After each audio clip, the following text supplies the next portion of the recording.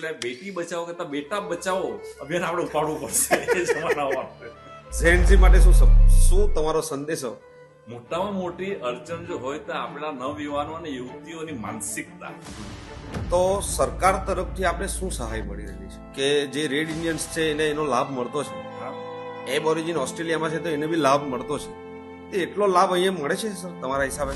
એટલે ઘણા લોકો એવા પણ છે કે પોતાની જાતિ છુપાવે છે. આદિવાસી ઉદ્યમીઓ જે છે એમને આપણે વિદેશો એટલે ગ્લોબલ લેવલ પર કેવી રીતે પહોંચાડવા?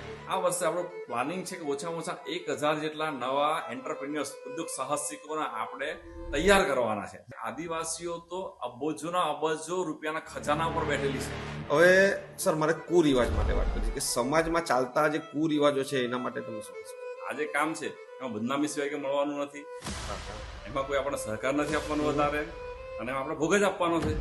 અનામત અંગે તમારા શું વિચાર છે? આજે મુસ્લિમ જુઓ, તમે પારસી જુઓ, તમે જૈન લોકો જુઓ, શીખ લોકો જુઓ, એમણે એમનો સંસ્કૃતિ જાળવી રાખી છે. હવે સર આ ટ્રાઇબલ ટ્રેડ ફેર આપણે 2024માં ગઈ, તો એ શરૂ કરવાનો વિચાર કેવી રીતે આવ્યો તમને?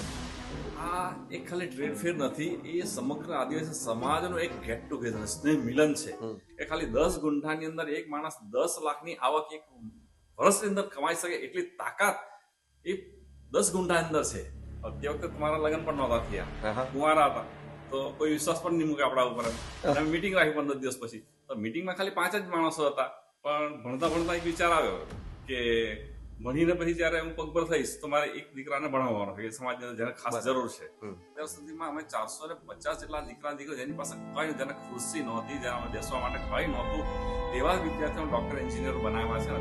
48 લાખ રૂપિયા જેટલું ભંડોળ છોકરા ભણાવવા માટે